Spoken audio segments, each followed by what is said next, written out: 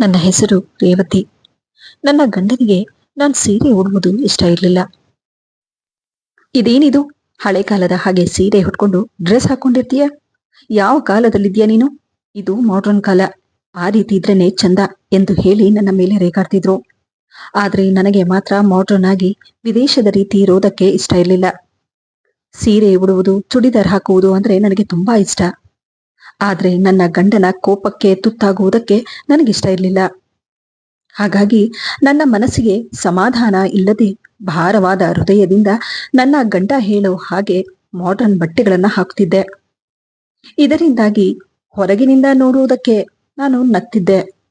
ಆದ್ರೆ ಅಸಹಾಯಕತೆಯಿಂದ ನನ್ನ ಹೃದಯ ಅಳುತ್ತಿತ್ತು. ಎಷ್ಟೋ ಸಲ ಹೆಣ್ಣು ಮಕ್ಕಳು ಹೊರಗಡೆ ಸೀರೆ ಹುಟ್ಟು ಹೆಮ್ಮೆಯಿಂದ ಹೋಗುವುದನ್ನ ಬಾಗಿಲ ಬಳಿ ನಿಂತು ನೋಡುವಾಗಲೆಲ್ಲ ನನಗೆ ಆ ಕ್ಷಣಕ್ಕೆ ನಿಟ್ಟುಸಿರಿನಿಂದ ನನ್ನ ಒಳ ಮನಸ್ಸಿನಲ್ಲಿರುವ ದುಃಖ ಹೊರಗೆ ಬರ್ತಿತ್ತು. ಇದನ್ನೆಲ್ಲ ನೋಡಿದಾಗ ಬಹುಶಃ ನನ್ನಂತಹ ದುರಾದೃಷ್ಟಿ ಬೇರೆ ಯಾರು ಇಲ್ಲೇನೋ ಅನಿಸ್ತಿತ್ತು. ಕೆಲವೊಮ್ಮೆ ನನ್ನ ಗಂಡ ಮದುವೆ ಸಮಾರಂಭ ಹಾಗೂ ಕೆಲವೊಮ್ಮೆ ವಾಕಿಂಗ್ ಅಂತ ಹೇಳಿ ಹೊರಗಡೆ ಕರೆದುಕೊಂಡು ಹೋದಾಗ ಕೂಡ ಅವರು ಬಲವಂತದಿಂದ ಮಾಡ್ರನ್ ಬಟ್ಟೆಗಳನ್ನೇ ಹಾಕಿಸ್ತಿದ್ರು. ಆದ್ರೆ ಅಂತಹ ಬಟ್ಟೆಗಳನ್ನ ಹಾಕೊಂಡು ಮದುವೆ ಸಮಾರಂಭಗಳಿಗೆ ಹೋಗುವುದಂದ್ರೆ ನನಗೆ ತುಂಬಾ ಅವಮಾನ ಆಗ್ತಿತ್ತು. ಒಂದ್ ರೀತಿ ಮುಜುಗುರ ಅನಿಸ್ತಿತ್ತು. ನನ್ನನ್ನ ನೋಡಿ ಅಲ್ಲಿಯ ಹೆಂಗಸರೆಲ್ಲ ಆಡ್ಕೊಳ್ತಿರುವಾಗ ಆ ಕ್ಷಣಕ್ಕೆ ನನಗೆ ಆ ಸ್ಥಳದಲ್ಲಿ ನಿಂತ್ಕೊಳ್ಳೋದಕ್ಕೂ ನಾಚಿಕೆಯಾಗ್ತಿತ್ತು. ಆ ಸ್ಥಳದಲ್ಲಿ ಅಸಹಾಯಕತೆಯಿಂದ ಬಂಧನದಲ್ಲಿದ್ದೇನೇನೋ ಅನಿಸ್ತಿತ್ತು. ಅಂದು ದೀಪಾವಳಿ ಹಬ್ಬ. ಮುಂಜಾನೆ 5 ಗಂಟೆಗೆಲ್ಲ ನಮ್ಮ ಅಕ್ಕಪಕ್ಕದವರ ಮನೆಯ ಮುಂದೆ ರಂಗೋಲಿ ಹಾಕುತ್ತಾ ಆ ಬೀದಿ ತುಂಬಾ ಹಬ್ಬದ ಸಡಗರ ಎತ್ತಿ ಕಾಣ್ತಿತ್ತು.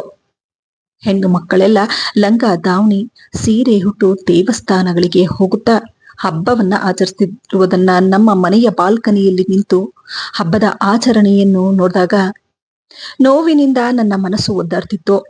ಆ ಕ್ಷಣವನ್ನು ನೋಡಿದ ನನ್ನ ಮನಸ್ಸು, ಅವರೆಲ್ಲ ಎಷ್ಟು ಚೆನ್ನಾಗಿ ಸ್ವತಂತ್ರವಾಗಿ ಸಂತೋಷದಿಂದ ಹಬ್ಬನ ಆಚರಿಸ್ತಾ ಸಂತೋಷವಾಗಿದ್ದಾರೆ. ಆದ್ರೆ ನಾನು ಮಾತ್ರ ಪಂಜರದಲ್ಲಿರೋ ಹಕ್ಕಿಯ ಹಾಗೆ ಬಂದಿಯಾಗಿದ್ದೀನಿ. ಇದನ್ನೆಲ್ಲ ನೋಡಿದ ನನಗೆ ನಿಂತಲ್ಲೇ ಬಾಲ್ಕನಿಯ ಕಿಟಕಿಯನ್ನ ಮುರಿದು ಹೊರಗೆ ಹೋಗಿ ಅವರ ಜೊತೆ ನಾನೂ ಕೂಡ ಅವರಲ್ಲಿ ಒಂದಾಗಿ ನನ್ನ ಸಾಂಪ್ರದಾಯಿಕವಾದ ಹಬ್ಬವನ್ನ ಆಚರಿಸಬೇಕು ಅಂತ ಹೇಳಿ ನನ್ನ ಹೃದಯ ತಡಪಡಿಸ್ತಿತ್ತು. ಆದರೆ ನನ್ನ ಅನಿವಾರ್ಯ, ನನ್ನ ಗಂಡ ನನ್ನ ಇಂತಹ ಒಂದು ಬಂಧನದಲ್ಲಿ ಕಟ್ಟಾಕಿದ್ದ. ನನ್ನ ಗಂಡನ ಭಯದಿಂದ ನಾನು ದೌರ್ಬಲ್ಯವಾಗಿದ್ದೆ. ಆದರೆ ಹೇಗಾದರೂ ಮಾಡಿ ಇದನ್ನೆಲ್ಲ ಸುಟ್ಟಾಕಿ ಇದರಿಂದ ಹೊರಬರಬೇಕು ಅನ್ನುವ ಹಠ ನನಗೆ ಕಾಳೋದಕ್ಕೆ ಶುರುವಾಯ್ತು. ಅಷ್ಟರಲ್ಲಿ ಇದ್ದಕ್ಕಿದ್ದ ಹಾಗೆ ನನ್ನ ಗಂಡ ನನ್ನ ಬಳಿ ಬಂದು, ನೋಡು ಯಾವ ರೀತಿ ಪೊಲ್ಯೂಷನ್ ಅನ್ನ ಹೆಚ್ಚಿಸ್ತಿದ್ದಾರೆ. ವಯಸ್ಸಾದವರು ಮನೆಗಳಲ್ಲಿರ್ತಾರೆ, ಅವರ ಆರೋಗ್ಯ ಕೆಡೋದಿಲ್ವೇ? ಜೊತೆಗೆ ಮಕ್ಕಳಿಗೇನಾದ್ರೂ ಪಟಾಕಿಯಿಂದ ಬೆಂಕಿ ತಾಗಿದ್ರೆ ಏನ್ ಗತಿ? ಇವರಿಗೆಲ್ಲ ಏನು ಹೇಳಬೇಕು? ಗಂಡನ ಮಾತನ್ನು ಕೇಳಿ ಹೆಂಡತಿ ರೇವತಿ ಹೇಳ್ತಾಳೆ, ಏನ್ರಿ, ನೀವು ಕೂಡ ಈ ಸಂಪ್ರದಾಯದಲ್ಲೇ ಹುಟ್ಟಿರೋದಲ್ವಾ? ಮತ್ ಯಾಕೆ ಈ ರೀತಿ ಮಾತಾಡ್ತಾ ಇದ್ದೀರಾ? ಅದಕ್ಕೆ ರೇವತಿ ಗಂಡ ಕೋಪದಿಂದ ಹೇಳ್ತಾನೆ, ಹೌದು, ನಾನು ಕೂಡ ಈ ಸಂಪ್ರದಾಯದಲ್ಲೇ ಹುಟ್ಟಿರೋದು. ಹಾಗಂತ ಹೇಳಿ ಈ ರೀತಿ ಇರೋದಕ್ಕೆ ಆಗುತ್ತಾ? ಸಂಪ್ರದಾಯ ಅಂತ ಬಂದ್ರೆ ಅದನ್ನ ಹೀಗೆ ಆಚರಿಸಬೇಕು ಅನ್ನೋದು ನನ್ನ ಭಾವನೆಯಲ್ಲ. ನೀನು ಹೇಳುವ ಹಾಗೆ ಹಬ್ಬಕ್ಕೆ ಇಂತಹ ಬಟ್ಟೆನೇ ಹಾಕ್ಬೇಕು, ಹೀಗೇ ಇರಬೇಕು ಅಂತಂದ್ರೆ ಇದೆಲ್ಲ ಈಗಿನ ಕಾಲದಲ್ಲೂ ಹೇಗೆ ಸಾಧ್ಯ ಹೇಳು? ಹಾಗಂತ ಹೇಳಿ ಅದು ತಪ್ಪು ಅಂತ ನಾನ್ ಹೇಳ್ತಾ ಇಲ್ಲ. ನಮಗೆ ಇಷ್ಟವಾದ ಬಟ್ಟೆ ಹಾಕಿಕೊಂಡು ಇರೋದಕ್ಕೆ ನಮಗೂ ಸ್ವಾತಂತ್ರ್ಯ ಇದೆ. ಕಾಲ ತುಂಬಾ ಮುಂದುವರೆದಿದೆ. ಎಷ್ಟೋ ವಿಧದ ಬಟ್ಟೆಗಳು ಕೂಡ ಬಂದಿದೆ. ಕಾಲಕ್ಕೆ ತಕ್ಕ ಹಾಗೆ ಬಟ್ಟೆಗಳನ್ನ ಹಾಕ್ಕೊಳ್ಬೇಕು. ಗಂಡ ಹೇಳಿದ ಮಾತನ್ನ ಕೇಳಿ ರೇವತಿ ಹೇಳ್ತಾಳೆ, ಅಲ್ಲ, ಇದನ್ನೆಲ್ಲ ನೀವು ಎಷ್ಟು ದ್ವೇಷ ಮಾಡ್ತಾ ಇದ್ದೀರಾ?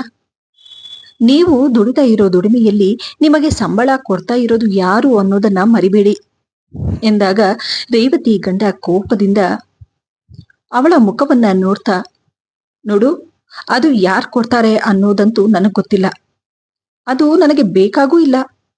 ನಾನು ದುಡಿತಾ ಇದ್ದೀನಿ, ಅದಕ್ಕೆ ತಕ್ಕ ಹಾಗೆ ನನಗೆ ದುಡ್ಡು ಸಿಗ್ತಿದೆ. ನೋಡು, ನಾನು ಮಾಡ್ತಾ ಇರೋ ಕೆಲಸಕ್ಕೆ ದುಡ್ಡು ಕೊಡ್ತಾ ಇರೋದು ನನ್ನ ಯಜಮಾನ. ಹಾಗಂತ ಹೇಳಿ ಅವರು ಹೇಳಿದ ಹಾಗೆ ಎಲ್ಲ ಕುಣಿಯೋದಕ್ಕಾಗುತ್ತಾ? ಅಷ್ಟರಲ್ಲಿ ಇದ್ದಕ್ಕಿದ್ದ ಹಾಗೆ ಹೊರಗಡೆ ಪಟಾಕಿಯ ಸದ್ದು ಹೆಚ್ಚಾಗ್ತಾ ಬಂತು. ಇದನ್ನೆಲ್ಲ ನೋಡಿದ ಅವಳ ಗಂಡ, ನೋಡು, ಬಾಲ್ಕನಿಯ ಬಾಗಿಲನ್ನ ಹಾಕಿ ಒಳಗೆ ಬಾ, ನನಗೆ ಆಫೀಸ್ ಕೆಲಸ ಇದೆ ಎಂದು ಹೇಳಿ ಅವರು ಒಳಗೆ ಬಂದ್ಬಿಟ್ರು. ಅವರು ಹೇಳಿದ್ದನ್ನ ಕೇಳಿ ಮೌನದಿಂದ ನಾನಲ್ಲೇ ನಿಂತಿದ್ದೆ. ಅಷ್ಟರಲ್ಲಿ ಓರ್ವ ಹೆಂಗಸು ಭಿಕ್ಷೆ ಬೇಡ್ತಾ, ಅಮ್ಮ ತಾಯಿ, ಏನಾದ್ರೂ ಇದ್ರೆ ಕೊಡಿ ಎಂದು ಬೇಡಿಕೊಳ್ಳುತ್ತಿರುವುದನ್ನ ನೋಡಿ ರೇವತಿ ತಕ್ಷಣವೇ ಆಕೆಯನ್ನು ಕರೆದು, ಇಲ್ಲಿ ನಿಂತ್ಕೊ, ನಾನ್ ಬರ್ತೀನಿ ಅಂತ ಹೇಳಿ ಒಳಗೆ ಬಂದು ತನ್ನ ಬೀರುವನ್ನ ತೆಗೆದು ನೋಡಿದಾಗ ಅವಳ ಬಳಿ 1 ರೂಪಾಯಿ ಕೂಡ ಬೀರುವಿನಲ್ಲಿ ಇರುವುದಿಲ್ಲ. ಮದುವೆಯಾದಾಗಿನಿಂದ ಇಲ್ಲಿಯವರೆಗೂ ರೇವತಿ ಗಂಡ ಅವಳ ಖರ್ಚಿಗಂತ ಹೇಳಿ 1 ರೂಪಾಯಿ ಕೂಡ ಕೊಡ್ತಾ ಇರ್ಲಿಲ್ಲ.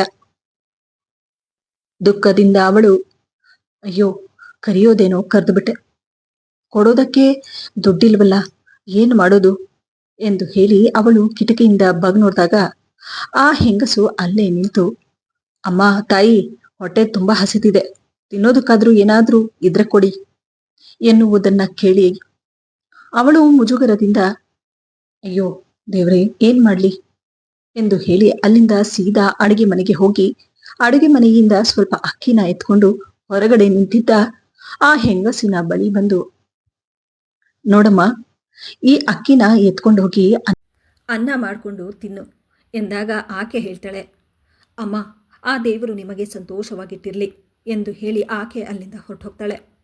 ಬೇರೆ ದಿನ ಬೆಳಗಾದ ತಕ್ಷಣ ರೇವತಿ ಗಂಡ ಆಫೀಸಿನಲ್ಲಿ ದೊಡ್ಡದಾದ ಒಂದು ಪಾರ್ಟಿ ಇದೆ ಅಂತ ಹೇಳಿ ಹೊಸ ಸೂಟ್ ಹಾಕ್ಕೊಂಡು, ದುಬಾರಿಯಾದ ಶೂಸನ್ನು ಹಾಕ್ಕೊಂಡು, ದುಬಾರಿಯಾದ ವಾಚನ್ನು ಹಾಕಿಕೊಂಡು ಅವರ ಬಳಿ ಇರುವ ದೊಡ್ಡದಾದ ಕಾರಿನಲ್ಲಿ ಕುಳಿತು, ಮನೆಯಲ್ಲಿ ಹೆಂಡತಿ ಅನ್ನುವವಳು ಕೂಡ ಇದ್ದಾಳೆ ಅನ್ನೋದನ್ನು ಅರಿವು ಕೂಡ ಇಲ್ಲದೆ ಪಾರ್ಟಿಗಂತ ಹೇಳಿ ಹೊರಟೋದ್ರು.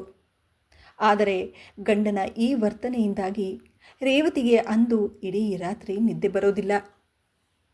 ದುಃಖದಿಂದ ಹತಾಶಳಾಗಿ ಏನು ಹೇಳೋದಕ್ಕಾಗದೆ ಒಂದು ರೀತಿ ನೋವನ್ನು ಅನುಭವಿಸ್ತಾ ಯೋಚಿಸ್ತಾ ಕುಳಿತು ಬಿಡ್ತಾಳೆ.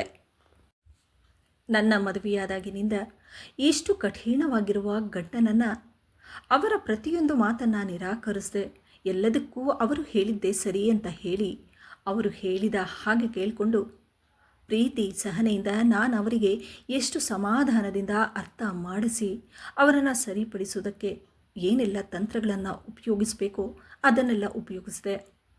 ಆದರೆ ಅವರು ಮಾತ್ರ ಅವಳ ಭಾವನೆಗಳನ್ನು ಅರ್ಥ ಮಾಡಿಕೊಳ್ಳದೆ, ಅವಳ ಆಸೆ ಆಕಾಂಕ್ಷೆಗಳನ್ನೆಲ್ಲ ಅರ್ಥ ಮಾಡಿಕೊಳ್ಳದೆ ಸದಾ ಅವಳನ್ನು ಹೀಯಾಳಿಸ್ತಾ ಆತ ಮಾಡಿದ್ದೇ ಸರಿ ಅಂತ ಹೇಳಿ ಹಕ್ಕನ್ನು ಚಲಾಯಿಸ್ತಾ ಅವಳು ಮಾಡಿದ ಈ ತ್ಯಾಗ ಗಂಡನ ಮೇಲೆ ಯಾವುದೇ ರೀತಿ ಪರಿಣಾಮ ಬೀಳೋದಿಲ್ಲ. ಇದನ್ನೆಲ್ಲ ಯೋಚನೆ ಮಾಡ್ತಾ ರೇವತಿ ಮನಸ್ಸಿನಲ್ಲಿ ದುಃಖದಿಂದ ಕೋಪ ಹೆಚ್ಚಾಗಿ ಇದೊಂದು ರೀತಿಯ ಪ್ರಶ್ನೆಯಾಗಿ ಕಾಡುತ್ತೆ. ನನಗೆ ಇಷ್ಟ ಆಗುವ ಒಂದು ಜೊತೆ ಬಟ್ಟೆ ಕೂಡ ತೆಗೆದುಕೊಡೋದಕ್ಕೆ ಕಷ್ಟ. ನಾನು ನನ್ನ ಆಸೆಗಳನ್ನೆಲ್ಲ ಯಾರ ಹತ್ರ ಹೇಳ್ಕೊಳ್ಬೇಕು? ಇದನ್ನೆಲ್ಲ ನೋಡ್ಕೊಳ್ಳೋದಕ್ಕೆ ಆಗದೇ ಇದ್ದ ಮೇಲೆ ಅವರು ಹೇಳಿದ ಹಾಗೆ ನಾನು ಯಾಕೆ ಕೇಳಬೇಕು? ಅವರ ರೂಲ್ಸ್ಗಳನ್ನು ನಾನು ಯಾಕೆ ಪಾಲಿಸಬೇಕು? ಅವರ ಆಸೆ ಆಕಾಂಕ್ಷೆಗಳನ್ನೆಲ್ಲ ನಾನು ಯಾಕೆ ಈಡೇರಿಸಬೇಕು? ಅವರನ್ನು ಮದುವೆಯಾದ ತಕ್ಷಣ ನಾನು ಗುಲಾಮಳಾಗಿಯೇ ಇರಬೇಕಾ? ನನ್ನ ಜೊತೆ ಮದುವೆಯಾದ ಮಾತ್ರಕ್ಕೆ ಅವರು ನನಗೆ ಗಂಡ ಆದ ತಕ್ಷಣ ನನ್ನ ಆಸೆಗಳನ್ನೆಲ್ಲ ಪಕ್ಕಕ್ಕಿಟ್ಟು ಅವರು ಹೇಳಿದ ಹಾಗೆ ನಾನು ಕೇಳದೆ ಹೋದರೆ ನನಗೆ ಶಿಕ್ಷೆ ಕೊಡೋ ಅಧಿಕಾರ ಕೂಡ ಅವರಿಗಿಲ್ಲ. ಗಂಡು ಹೆಣ್ಣು ಅಂತಂದ ಮೇಲೆ ಸರಿ ಸಮಾನವಾಗಿ ಎಲ್ಲವನ್ನ ಹಂಚಿಕೊಳ್ಬೇಕು. ಅಂತಹದ್ರಲ್ಲಿ ನನ್ನನ್ನು ಹೆಂಡತಿಯಾಗಿ ನೋಡದೆ ನನ್ನನ್ನು ಅವರ ಗುಲಾಮಳಾಗಿ ನೋಡ್ತಿದ್ದಾರೆ ಅಂದಮೇಲೆ ಅವರ ಸ್ವಾರ್ಥಕ್ಕಾಗಿ ನಾನು ಯಾಕೆ ಅವ್ರು ಹೇಳಿದ ಹಾಗೆ ಕೇಳಬೇಕು? ನನಗೂ ಸ್ವಾಭಿಮಾನ ಅನ್ನೋದಿದೆ. ಅವರಿಗೆ ಹೇಗೆ ಸ್ವತಂತ್ರ ಇದೆಯೋ ನನಗೂ ಹಾಗೆ ಸ್ವತಂತ್ರ ಇದೆ. ಇನ್ನು ಇದನ್ನೆಲ್ಲ ಸಹಿಸಿಕೊಂಡು ಇರೋದಕ್ಕೆ ನನಗಾಗೋದಿಲ್ಲ ಅನ್ನೋ ಗಟ್ಟಿ ನಿರ್ಧಾರವನ್ನು ಮಾಡ್ತಾಳೆ. ಬೇರೆ ದಿನ ಬೆಳಗ್ಗೆ ಗಂಡನಿಗೆ ತಿಂಡಿ ಕೊಡ್ತಾ ರೇವತಿ ತನ್ನ ಗಂಡನ ಬಳಿ ಹೇಳ್ತಾಳೆ, ನಾಳೆ ನಾನು ಅಮ್ಮನ ಮನೆಗೆ ಹೋಗ್ತಾ ಇದ್ದೀನಿ. ಅಮ್ಮ ಫೋನ್ ಮಾಡಿದ್ರು, ಊರ ಹಬ್ಬ ಇದೆ, ಬಂದು ಬಿಡು ಅಂತ ಹೇಳಿ. ಇದು ಅದ್ಭುತವಾದ ಒಂದು ಹಬ್ಬ, ವರ್ಷಕ್ಕೆ ಒಂದೇ ಸಲ ಬರೋದು ಎಂದ ತಕ್ಷಣ ಗಂಡ, ಏನು ಅಲ್ಲಿ ಹೋಗೋದಕ್ಕೆ ನಿನಗೆ ಪರ್ಮಿಷನ್ ಯಾರು ಕೊಟ್ಟಿದ್ದು? ನೀನು ಅಲ್ಲಿಗೆ ಹೋಗುವುದು ನನಗಿಷ್ಟವಿಲ್ಲ ಎಂದ ತಕ್ಷಣ ಹೆಂಡತಿ ಹೇಳ್ತಾಳೆ, ನೋಡಿ, ನಿಮಗೆ ಹೆಂಡತಿ ಅನ್ನೋ ಕಾಳಜಿ ಇದ್ದಿದ್ರೆ ನನ್ನ ಬಗ್ಗೆನೂ ನೀವು ಯೋಚನೆ ಮಾಡ್ತಿದ್ರಿ, ನನ್ನ ಆಸೆ ಆಕಾಂಕ್ಷೆಗಳ ಬಗ್ಗೆನೂ ಯೋಚನೆ ಮಾಡ್ತಿದ್ರಿ. ಅದರ ಪ್ರಕಾರ ನಾನು ಕೂಡ ನೀವು ಹೇಳಿದ ಹಾಗೆ ಕೇಳ್ತಿದ್ದೆ ಎಂದ ತಕ್ಷಣ ಕೋಪದಿಂದ ಗಂಡ ಹೇಳ್ತಾನೆ, ನೀನು ತಪ್ಪು ಮಾಡ್ತಿದ್ಯಾ, ಇದರ ಪರಿಣಾಮ ಸರಿ ಇರೋದಿಲ್ಲ. ಗಂಡ ಏನೇ ಹೇಳಿದರೂ ಹೆದರದೆ ಧೈರ್ಯದಿಂದ ರೇವತಿ, ಏನಾದರೂ ಪರವಾಗಿಲ್ಲ, ಅದರ ಬಗ್ಗೆ ನಾನು ಯೋಚನೆ ಮಾಡೋದಿಲ್ಲ ಎಂದಾಗ ಅವಳ ಮಾತನ್ನು ಕೇಳಿ ಗಂಡ ಕೋಪದಿಂದ ಎದ್ದು ಹೊರಗಡೆ ಬಂದುಬಿಡ್ತಾನೆ. ಬೇರೆ ದಿನ ಕೋಪದಿಂದಾನೇ ತನ್ನ ಹೆಂಡತಿಯ ಬಳಿ ಮಾತನಾಡದೆ ಹೆಂಡತಿಯನ್ನು ಊರಹಬ್ಬಕ್ಕೆಂದು ಕರೆದುಕೊಂಡು ಹೋಗ್ತಾನೆ.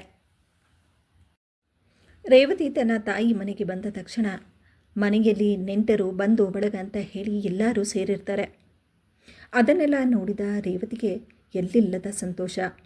ಎಲ್ಲರ ಜೊತೆ ಮಾತನಾಡ್ತಾ ಬ್ಯುಸಿಯಾಗ್ತಾಳೆ. ಮಧ್ಯಾಹ್ನದ ನಂತರ ತನ್ನ ತಂದೆ ತಾಯಿ ಹಾಗೂ ಬಂಧು ಬಳಗದ ಜೊತೆ ದೇವಸ್ಥಾನಕ್ಕೆ ಹೋಗೋದಕ್ಕೆ ರೆಡಿಯಾಗ್ತಾ ತನ್ನ ಗಂಡನ ಬಳಿ ಬಂದು, ರೀ, ನನಗೆ ಖರ್ಚಿಗಂತ ಹೇಳಿ ಸ್ವಲ್ಪ ದುಡ್ಡು ಕೊಡ್ತೀರಾ? ದೇವಸ್ಥಾನದ ಬಳಿ ಆರ್ತಿಗಂತ ಹೇಳಿ ದುಡ್ಡು ಹಾಕಬೇಕು.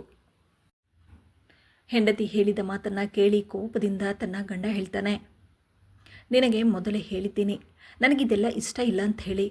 ಆದರೂ ಬೇಕು ಅಂತಾನೆ ಇಂತಹ ನಾಟಕಗಳು ಆಡೋದಕ್ಕೆ ನನ್ನನ್ನು ಕರೆದುಕೊಂಡು ಬಂದ್ಯಾ? ಇದನ್ನೆಲ್ಲ ನೋಡ್ಕೊಂಡಿಲ್ಲಿರೋದಕ್ಕೆ ನನ್ನ ಕೈಯಲ್ಲಾಗೋದಿಲ್ಲ. ಮೊದಲು ಇಲ್ಲಿಂದ ನಡಿ ಎಂದು ಜೋರಾಗಿ ಕೋಪದಿಂದ ಕಿರುಚುತ್ತಿರುವುದನ್ನು ಕೇಳಿಸಿಕೊಂಡ ನೆಂಟರೆಲ್ಲ ಅಷ್ಟು ದೊಡ್ಡ ಮನುಷ್ಯ ಅಂತ ಹೇಳ್ತಾರೆ.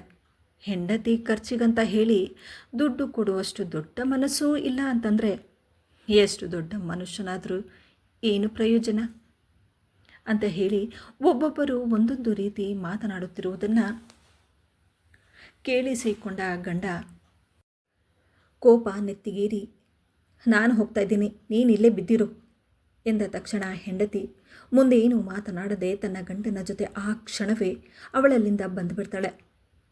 ಇದನ್ನೆಲ್ಲ ನೋಡಿದ ಅವಳ ಗಂಡ ತನ್ನ ಮುಷ್ಟಿಯನ್ನು ಬಿಗಿದು ಕೋಪದಿಂದ ತುಟಿಗಳನ್ನು ಕಚ್ಚುತ್ತಾ ಗಾಡಿಯನ್ನು ಸ್ಟಾರ್ಟ್ ಮಾಡ್ತಾನೆ. ಎಷ್ಟು ವೇಗವಾಗಿ ಮನೆಗೆ ಬರ್ತಾನಂತಂದರೆ ಇಲ್ಲಿಯವರೆಗೂ ಅವನು ಯಾವತ್ತೂ ಅಷ್ಟು ವೇಗವಾಗಿ ಗಾಡಿಯನ್ನು ಓಡಿಸಿದವನಲ್ಲ. ಕೋಪದಿಂದ ಮನೆಗೆ ಬಂದು ಒಳಗೆ ಬಂದ ತಕ್ಷಣ ಕೋಪದ ದೃಷ್ಟಿಯಿಂದ ತನ್ನ ಹೆಂಡತಿಯನ್ನು ನೋಡ್ತಾ, ನನ್ನ ಮರ್ಯಾದೆ ತೆಗಿಬೇಕು, ನನ್ನ ಮುಖಕ್ಕೆ ಮಸಿ ಬಳಿಬೇಕು ಅಂತ ಹೇಳಿನೇ ನೀನು ನನ್ನನ್ನು ಅಲ್ಲಿಗೆ ಕರೆದುಕೊಂಡು ಹೋದ್ಯಾ ಎಂದು ಗಂಡ ಹೇಳಿದ್ದನ್ನು ಕೇಳಿ ರೇವತಿ ತನ್ನ ತಾಳ್ಮೆಯನ್ನು ಕಳೆದುಕೊಳ್ಳದೆ, ರೀ, ನಾನು ಯಾಕಂತ ಕೆಲಸ ಮಾಡಲಿ ಹೇಳಿ? ನಿಮ್ಮ ಮರ್ಯಾದೆ ಹೋದರೆ ನನಗೂ ಮರ್ಯಾದೆ ಹೋಗೋ ಹಾಗಲ್ವಾ? ನಿಮ್ಮಿಂದ ನನ್ನ ಜೀವನ ನಡೀತಿದೆ, ನಾನು ಯಾವ ದೊಡ್ಡ ತಪ್ಪು ಮಾಡಿದೆ ಅಂತ ಹೇಳಿ ಇಷ್ಟು ಕೋಪ ಮಾಡಿಕೊಂಡ್ರಿ? ನಾನು ದುಡ್ಡು ಕೇಳಿದ್ದು ತಪ್ಪ ಎಂದು ಹೆಂಡತಿ ಶಾಂತವಾಗಿ ಕೇಳಿದ್ದಕ್ಕೆ ಗಂಡ, ಯಾಕಂದರೆ ನಾನು ಕಷ್ಟಪಟ್ಟು ದುಡಿತಾ ಇರೋದು ನಿನ್ನ ಈ ಬೇಡದೇ ಇರೋ ಖರ್ಚುಗಳನ್ನು ನೋಡಿಕೊಳ್ಳೋದಕ್ಕಲ್ಲ. ರೀ, ನೀವು ತಪ್ಪಾಗಿ ಮಾತಾಡ್ತಿದ್ದೀರಾ. ನಾನು ನಿಮ್ಮ ಹೆಂಡತಿಯಾಗಿದ್ದೀನಿ ಅಂದಮೇಲೆ ನೀವು ನನ್ನ ಗಂಡನಾಗಿ ನನ್ನ ಎಲ್ಲ ಖರ್ಚುಗಳನ್ನು ನೋಡ್ಕೊಳ್ಳೋ ಹಕ್ಕು ನಿಮ್ಮದು. ನೀವು ಸಂಪಾದನೆ ಮಾಡೋ ದುಡ್ಡಿನ ಮೇಲೆ ನಿಮಗೆ ಎಷ್ಟು ಹಕ್ಕಿದೆಯೋ ನನಗೂ ಅಷ್ಟೇ ಹಕ್ಕಿದೆ. ಅದು ಸಾಲದೆ ನಮ್ಮಿಬ್ಬರ ವಿಚ್ಛೇದನವೇನಾದರೂ ಆದಮೇಲೂ ಕೂಡ ನನ್ನ ಪ್ರತಿಯೊಂದು ಖರ್ಚನ್ನು ಕೂಡ ನೀವೇ ನೋಡ್ಕೊಳ್ಬೇಕು ಎಂದ ತಕ್ಷಣ ಕೋಪದಿಂದ ಗಂಡ, ನಿನ್ನ ಈ ಬುದ್ಧಿವಂತಿಕೆಯನ್ನು ನನ್ನ ಹತ್ರನೇ ಇಟ್ಕೋ, ನಾನೇನು ಅನ್ನೋದು ನನಗೆ ಚೆನ್ನಾಗಿ ಗೊತ್ತು, ನನಗೆ ಬುದ್ಧಿ ಹೇಳೋದಕ್ಕೆ ಬರಬೇಡ ನೀನು ಎಂದು ಹೇಳಿ ಅಲ್ಲಿಂದ ರೂಮಿಗೆ ಹೊರಟು ಹೋಗ್ತಾನೆ. ಬೇರೆ ದಿನ ಬೆಳಗಾದ ತಕ್ಷಣ ರೇವತಿ ಗಂಡನಿಗೆ ಟಿಫನ್ ಕಟ್ಟುವಾಗ ಒಂದು ಫೋನ್ ಕಾಲ್ ಬರುತ್ತೆ. ಫೋನನ್ನು ರಿಸೀವ್ ಮಾಡಿದ್ದ ರೇವತಿಗೆ, ಹಲೋ ಮೇಡಮ್, ಕಂಗ್ರ್ಯಾಚುಲೇಷನ್ಸ್, ನೀವು ಇಂಟರ್ವ್ಯೂಗೋಸ್ಕರ ಸೆಲೆಕ್ಟ್ ಆಗಿದ್ದೀರಾ. ಇದೊಂದು ಗೌರ್ಮೆಂಟ್ ಕೆಲಸ. ಇನ್ನೆರಡು ದಿನಗಳಲ್ಲಿ ನಮ್ಮ ಕಚೇರಿಯಿಂದ ನಿಮಗೊಂದು ಫೋನ್ ಕಾಲ್ ಬರುತ್ತೆ. ಅದಕ್ಕೆ ಬೇಕಾಗಿರುವ ಕೆಲವು ಬಯೋಡೇಟಾಗಳನ್ನು ರೆಡಿ ಮಾಡ್ಕೊಳ್ಳಿ ಎಂದು ಹೇಳಿ ಇದನ್ನು ಕೇಳಿದ ರೇವತಿಗೆ ಸಂತೋಷ ತಡೆಯಲಾಗದೆ ತನ್ನ ಗಂಡನ ಬಳಿ, ರೀ, ನಿಮಗೊಂದು ವಿಷಯ ಹೇಳಬೇಕು. ನೋಡು, ನಿನ್ನ ಬೇಡದೇ ಇರೋ ವಿಷಯಗಳನ್ನು ಕೇಳೋದಕ್ಕೆ ನನಗೆ ಟೈಮ್ ಇಲ್ಲ. ಕೆಲಸಕ್ಕೆ ನನಗೆ ಟೈಮ್ ಆಗ್ತಿದೆ. ಈಗಲೇ ತುಂಬ ಲೇಟ್ ಆಗಿದೆ. ಟಿಫನ್ ಕೊಡು ಎಂದು ಹೇಳಿ ಸೀದಾ ಕೆಲಸಕ್ಕೆ ಹೊರಟು ಹೋಗ್ತಾನೆ. ಆದರೆ ಕೆಲಸಕ್ಕೆ ಹೋದ ರೇವತಿ ಗಂಡನ ಮನಸ್ಸಿನ ಸ್ಥಿತಿ ಒಂದು ರೀತಿ ಹಾಳಾಗಿತ್ತು. ಪ್ರತಿದಿನದ ಹಾಗೆ ಇವತ್ತು ಕೂಡ ಕೆಲಸಕ್ಕೆ ಹೋದ ರೇವತಿ ಗಂಡ ಅಲ್ಲಿದ್ದ ಕೆಲಸದವರ ಮೇಲೆ ಅವನ ಅಧಿಕಾರವನ್ನು ಚಲಾಯಿಸ್ತಾ ಕೋಪದಿಂದ ಮಾತಾಡ್ತಾನೆ. ಕೋಪದಲ್ಲಿ ಅವನೇನು ಮಾತಾಡ್ತಾ ಇದ್ದಾನೆ ಅನ್ನೋದು ಅವನಿಗೆ ಅರ್ಥ ಆಗೋದಿಲ್ಲ. ಇದೆಲ್ಲ ಆದ ಅರ್ಧ ಗಂಟೆಗೆ ಮ್ಯಾನೇಜರ್ ಕರೆದ ಗಾಬರಿಯಿಂದ ಮ್ಯಾನೇಜರ್ ಬಳಿ ಹೋದಾಗ ಮ್ಯಾನೇಜರ್ ಟೇಬಲ್ ಮೇಲಿದ್ದ ಫೈಲ್ಗಳನ್ನು ಆತನ ಮುಂದೆ ಇಟ್ಟು, ಏನು ಕೆಲಸ ಮಾಡ್ತಾ ಇದ್ದೀರಾ ನೀವು ಇಲ್ಲಿ? ನೀವು ಮಾಡ್ತಿರೋ ಕೆಲಸಕ್ಕೆ ಇಷ್ಟು ದೊಡ್ಡ ಪ್ರಾಜೆಕ್ಟು ನಮ್ಮ ಕೈಯಿಂದ ಜಾರು ಹೋಗಿದೆ. ಕೆಲಸಕ್ಕೆ ಬಂದ ಮೇಲೆ ನೆಟ್ಟಗೆ ಕೆಲಸ ಮಾಡಬೇಕು. ಅದನ್ನು ಬಿಟ್ಟು ನಮಗೆ ಲಾಸ್ ಆಗುವಂತಹ ಕೆಲಸಗಳು ಮಾಡೋದಿದ್ರೆ ಮನೆಯಲ್ಲೇ ಕುಂತಿರಬೇಕು. ಕೆಲಸ ಮಾಡೋದಕ್ಕೆ ಬರ್ತಿರೋ ಅಥವಾ ಸುಮ್ಮನೆ ಕೂತ್ಕೊಂಡಿದ್ದು ಸಂಬಳನ ತಗೊಂಡು ಹೋಗೋದಕ್ಕೆ ಬರ್ತಿರೋ? ನೋಡಿ ಸರ್, ನಾನು ಇಲ್ಲಿ ಸುಮ್ಮನೆ ಕುಂತು ಸಂಬಳವನ್ನು ತೆಗೆದುಕೊಳ್ತಿಲ್ಲ. ನೀವು ಕೊಡ್ತಾ ಇರೋ ಸಂಬಳಕ್ಕೆ ತಕ್ಕ ಹಾಗೆ ಕೆಲಸ ಕೂಡ ಮಾಡ್ತಿದ್ದೇನೆ. ನೀವು ಏನು ಕೆಲಸ ಮಾಡ್ತಾ ಇದ್ದೀರಾ ಅನ್ನೋದು ಚೆನ್ನಾಗಿ ಕಾಣಿಸ್ತಿದೆ. ದಿನ ಒಂದಲ್ಲ ಒಂದು ಗಲಾಟೆಗಳನ್ನು ಮಾಡ್ತಾನೆ ಇರ್ತೀರ. ಇನ್ನು ಕೆಲಸದ ಮೇಲೆ ಇಂಟ್ರೆಸ್ಟ್ ಎಲ್ಲಿರುತ್ತೆ ಎಂದು ಹೇಳಿ ಮ್ಯಾನೇಜರ್ ಕೋಪದಿಂದ, ನೋಡಿ, ನಿಮಗೆ ಹಾಗೆ ಮಾಡೋದಿದ್ರೆ ಇನ್ಮೇಲೆ ಕೆಲಸಕ್ಕೆ ಬರಬೇಡಿ ಎಂದು ಹೇಳಿ ಮ್ಯಾನೇಜರ್ ಮುಖ ತಿರುಗಿಸಿದರು. ರೇವತಿ ಗಂಡ ಮ್ಯಾನೇಜರ್ ಕಡೆ ನೋಡ್ತಾ, ಸರ್, ನೀವು ನನಗೆ ಅವಮಾನ ಮಾಡ್ತಾ ಇದ್ದೀರಾ. ನೋಡಿ, ಇಂತಹ ಮಾತುಗಳನ್ನು ಕೇಳೋ ಅಭ್ಯಾಸ ನನಗಿಲ್ಲ ಎಂದು ಜೋರಾಗಿ ಹೇಳ್ತಾ, ಹೌದಾ, ಇಷ್ಟು ವರ್ಷಗಳಿಂದ ಈ ಪ್ರಾಜೆಕ್ಟ್ಗೋಸ್ಕರ ನಾವೆಲ್ಲ ಎಷ್ಟು ಕಷ್ಟಪಟ್ಟಿದ್ದೀವಿ ಅನ್ನೋದು ನಿಮಗೂ ಚೆನ್ನಾಗಿ ಗೊತ್ತು. ಅಂತಹದ್ರಲ್ಲಿ ನಿಮ್ಮೊಬ್ಬರ ಬೇಜವಾಬ್ದಾರಿಯಿಂದ ಈ ಪ್ರಾಜೆಕ್ಟು ನಮ್ಮ ಕೈಯಿಂದ ತಪ್ಪೋಗಿದೆ. ಎಷ್ಟೊಂದು ಲಾಸ್ ಆಗಿದೆ ಅನ್ನೋದು ಗೊತ್ತಾ ನಿಮಗೆ? ಆದರೆ ರೇವತಿ ಗಂಡನಿಗೆ ಮಾತ್ರ ಆತ ಮಾಡಿದ ತಪ್ಪಿಗಿಂತ ಬೇರೊಬ್ಬರಿಂದ ಇಷ್ಟೊಂದು ಕೇಳಬೇಕಾ ಅನ್ನೋ ಅಹಂಕಾರ ತುಂಬಾ ಇತ್ತು. ಇಲ್ಲಿಯವರೆಗೂ ಎಲ್ಲರ ಮುಂದೆ ಅವನೊಬ್ಬ ಬಲಿಷ್ಠ ವ್ಯಕ್ತಿಯಾಗಿದ್ದ. ಆದರೆ ಅವನು ಏನೇ ತಪ್ಪು ಮಾಡಿದ್ರೂ ಎಲ್ಲರೂ ಅವನನ್ನ ಹೊಗಳಬೇಕಾಗಿತ್ತು. ಆದರೆ ಅವನಿಗೆ ಇವತ್ತಾದ ಅವಮಾನ ಸಹಿಸಲಾಗುವುದಿಲ್ಲ. ಕೋಪದಿಂದ ಅವನ ಕೈಯಲ್ಲಿದ್ದ ಫೈಲ್ಗಳನ್ನ ಟೇಬಲ್ ಮೇಲೆ ಎಸೆದು, ನಿಮ್ಮ ಕೆಲಸವನ್ನ ನೀವೇ ಇಟ್ಕೊಳ್ಳಿ ಎಂದು ಹೇಳಿ ಕೋಪದಿಂದ ಅಲ್ಲಿಂದ ಹೊರಟು ಬಂದ್ಬಿಡ್ತಾನೆ. ಇಷ್ಟು ಒಳ್ಳೆ ಕೆಲಸ, ಕೈ ತುಂಬಾ ಸಂಬಳ ಬರ್ತಿತ್ತು. ತನ್ನ ಅಹಂಕಾರ ಹಾಗೂ ಕೋಪದಿಂದ ಅದನ್ನ ಕಳೆದುಕೊಂಡು ಅಲ್ಲಿಂದ ಸೀದಾ ಮನೆಗೆ ಬರ್ತಾನೆ. ಮನೆಗೆ ಬಂದ ಅವನ ಮುಖ ಕೋಪದಿಂದ ಕೆಂಪಾಗಿತ್ತು. ಗಂಡನನ್ನು ನೋಡಿದ ಹೆಂಡತಿ, ಏನಿವತ್ತು ಬೇಗ ಬಂದ್ಬಿಟ್ಟಿದ್ದೀರಾ? ಅವಳ ಪ್ರಶ್ನೆಗೆ ಕೋಪದ ಕಣ್ಣುಗಳಿಂದ ನೋಡ್ತಾ, ನೀನು ಬಯಸಿದ ಹಾಗೆ ಆಯ್ತು, ಈಗ ತೃಪ್ತಿಯಿಂದ ಇರು. ಯಾವಾಗ ನೋಡಿದ್ರು ನನಗೋಸ್ಕರ ನಿಮ್ಮ ಹತ್ರ ಟೈಮ್ ಇರೋದಿಲ್ಲ ಅಂತ ಹೇಳಿ ಜಗಳ ಆಡ್ತಿದ್ದೆ. ಈಗ ನೆಮ್ಮದಿನ ನಿನಗೆ? ನೋಡಿ, ಹೀಗೆಲ್ಲ ಮಾತಾಡ್ಬೇಡಿ. ಏನಾಯ್ತು ಅಂತ ಹೇಳಿ. ಏನಾಯ್ತಾ? ನನ್ನ ಹತ್ರನೇ ಆ ಮ್ಯಾನೇಜರು ಉಲ್ಟಾ ಸೀದಾ ಮಾತಾಡ್ತಾನೆ. ನನ್ನಿಂದಾಗಿ ಕಂಪನಿಗೆ ದೊಡ್ಡ ಲಾಸ್ ಆಗಿದೆ ಅಂತೆ. ಅದಕ್ಕೆ ಇಷ್ಟೆಲ್ಲ ಕೇಳಿದ ಮೇಲೂ ಅವನ ಹತ್ರ ಯಾರು ಕೆಲಸ ಮಾಡ್ತಾರೆ? ಚೆನ್ನಾಗಿ ಉಗಿದು ಕೆಲಸಕ್ಕೆ ರಾಜೀನಾಮೆ ಕೊಟ್ಟು ಬಂದಿದ್ದೇನೆ. ಅಯ್ಯೋ ದೇವ್ರೆ, ಇಷ್ಟಕ್ಕೆ ರಾಜೀನಾಮೆ ಕೊಡುವ ಅವಶ್ಯಕತೆ ಏನಿತ್ತು? ನಿಮ್ಮ ತಪ್ಪು ಇದ್ದಿದ್ದಕ್ಕೆ ತಾನೇ ಅವರು ಹೇಳಿದ್ದು. ಹೌದು, ನಿನಗೆ ಪ್ರತಿ ಸಲ ನಂದೇ ತಪ್ಪು ಕಾಣಿಸೋದು. ಹೌದು ರೀ, ಪ್ರತಿ ಸಲ ನೀವೇ ತಪ್ಪು ಮಾಡೋದು. ಪ್ರತಿಯೊಂದು ವಿಷಯದಲ್ಲೂ ನೀವೇ ಹೇಳಿದ ಹಾಗೆ ನಡಿಬೇಕು ಅಂತಂದ್ರೆ ಆಗುತ್ತಾ? ಅಬ್ಬಬ್ಬಾ, ಅದೆಷ್ಟೊಂದು ರೂಲ್ಸ್ ಮಾಡ್ತೀರಾ ನೀವು. ನಾನೇನೋ ನಿಮ್ಮ ಹೆಂಡತಿ ನನ್ನ ಮೇಲೆ ಹಕ್ಕನ್ನ ಚಲಾಯಿಸ್ತೀರ. ನಾನು ಒಪ್ಕೊಳ್ತೀನಿ. ಅದನ್ನ ಎಲ್ಲರ ಮೇಲೂ ನಡೆಸಿದ್ರೆ ನಡೆಯುತ್ತಾ? ಪ್ರತಿಯೊಂದು ವಿಷಯದಲ್ಲೂ ನಾನೇ ಮೇಲು, ನಾನು ಹೇಳಿದ ಹಾಗೆ ನಡಿಬೇಕು ಅಂತ ಹೇಳಿ ನನ್ನ ಮೇಲೇನೋ ದಬ್ಬಾಳಿಕೆ ಮಾಡಿದ ಹಾಗೆ ಎಲ್ಲರ ಮೇಲೂ ದಬ್ಬಾಳಿಕೆ ಮಾಡಿದ್ರೆ ಯಾರ್ ತಾನೇ ಸುಮ್ಮನೆ ಇರ್ತಾರೆ? ದುಡ್ಡಿಂದ ಎಲ್ಲವನ್ನ ಕೊಂಡ್ಕೊಳ್ಬಹುದು ಅಂದ್ಕೊಂಡಿದ್ರಿ ನೀವು. ನಾನೇ ದೊಡ್ಡವನು, ನಾನ್ ಹೇಳಿದ ಹಾಗೆ ಎಲ್ಲರಿರ್ಬೇಕು ಅನ್ನೋ ಅಹಂಕಾರ ಮನುಷ್ಯನಿಗೆ ತಿಂದಾಕುತ್ತೆ. ನೀವು ಮಾಡಿದ್ದು ಅದನ್ನೇ. ಏನ್ ಹೇಳ್ತಾ ಇದೀಯ ನೀನು? ಯಾರತ್ರ ಏನು ಮಾತಾಡ್ತಾ ಇದೀಯ ಅನ್ನೋ ಜ್ಞಾನ ಇದೆಯಾ ನಿನಗೆ? ಹೌದು ರೀ, ಇಷ್ಟೆಲ್ಲ ದುಡಿದ್ರು ಹೆಂಡತಿಗಂತ ಹೇಳಿ 1 ರೂಪಾಯಿ ಕೂಡ ಖರ್ಚಿಗೆ ಮಾಡ್ತಿರ್ಲಿಲ್ಲ. ಒಂದೊಂದು ರೂಪಾಯಿಗೂ ನಾನು ಹೇಗೆ ಬೇಡ್ಕೊಳ್ಬೇಕಾಗಿತ್ತು? ಇದು ನನ್ನ ದುಡಿಮೆ, ಅದರ ಮೇಲೆ ನನಗೊಬ್ಬನಿಗೆ ಹಕ್ಕಿರೋದು ಅಂತ ಹೇಳಿ ಎಷ್ಟೊಂದು ಹೀಯಾಳಿಸುತ್ತೀರಿ ನೀವು. ನೀವು ನನ್ನನ್ನ ನಾನು ಅನ್ನೋ ಅಹಂಕಾರದಿಂದ ಎಲ್ಲವನ್ನ ಕಳೆದುಕೊಳ್ತಿದ್ದೀರಿ. ನೋಡಿ, ನನಗೆ ಗೌರ್ಮೆಂಟ್ ಕೆಲಸ ಸಿಕ್ಕಿದೆ. ಮೊನ್ನೆ ಅಮ್ಮನ ಮನೆಗೆ ಹೋದಾಗ ನಾನು ಕೆಲಸಕ್ಕೆ ಅಪ್ಲೈ ಮಾಡಿ ಬಂದಿದ್ದೆ. ಈಗ ನನಗೆ ಇಂಟರ್ವ್ಯೂಗೆ ಕರೆದಿದ್ದಾರೆ. ನಾನು ಕೆಲಸಕ್ಕೆ ಹೋಗ್ತಿದ್ದೇನೆ. ಏನು ಏನ್ ಹೇಳ್ತಾ ಇದ್ದೀಯಾ? ಹೊರಗಡೆ ಹೋಗುವಷ್ಟು ಧೈರ್ಯ ಬಂದ್ಬಿಡ್ತಾ ನಿನಗೆ? ಧೈರ್ಯ ಇರ್ಲಿಲ್ಲ, ಈಗ ಧೈರ್ಯ ಬಂದಿದೆ. ಗಂಡ ಅಂತ ಹೇಳಿ ನಿಮ್ಮನ್ನು ಮದುವೆಯಾದಾಗಿನಿಂದ ನೀವ್ ಹೇಳಿದ ಹಾಗೆ ಕೇಳ್ಕೊಂಡು ಬಂದೆ. ಆದ್ರೆ ನಿಮಗೆ ಮಾತ್ರ ನನ್ನ ಆಸೆ ಆಕಾಂಕ್ಷೆಗಳಾಗ್ಲಿ ಅಥವಾ ನನ್ನ ಭಾವನೆಗಳಾಗ್ಲಿ ಯಾವುದು ಕೂಡ ಅರ್ಥ ಆಗ್ತಿರ್ಲಿಲ್ಲ. ಹೆಂಡತಿ ಅಂದ್ರೆ ಒಬ್ಬ ಮನೆ ಕೆಲಸದೊಳಗೇ ಇರಬೇಕು ಅನ್ನೋದು ನಿಮ್ಮ ಅರ್ಥ. ನೋಡಿ, ನಿಮ್ಮ ಹಾಗೆ ನಾನು ಕೂಡ ಒಬ್ಬ ಮನುಷ್ಯಳೆ. ನಿಮಗೆ ಹೇಗೆ ಮನಸ್ಸಿದೆಯೋ ನನಗೂ ಹಾಗೆ ಮನಸ್ಸಿದೆ. ನಿಮಗೆ ಎಷ್ಟು ಸ್ವತಂತ್ರ ಇದೆಯೋ ನನಗೂ ಅಷ್ಟೇ ಸ್ವತಂತ್ರ ಇದೆ. ನನ್ನ ಸ್ವತಂತ್ರವನ್ನ ಕಿತ್ಕೊಳ್ಳೋ ಹಕ್ಕು ನಿಮಗಿಲ್ಲ. ಒಂದೊಂದು ರೂಪಾಯಿಗೂ ನಿಮ್ಮ ಹತ್ರ ಕೈ ಚಾಚೋಕ್ಕೆ ನನ್ನ ಕೈಯಲ್ಲಾಗೋದಿಲ್ಲ.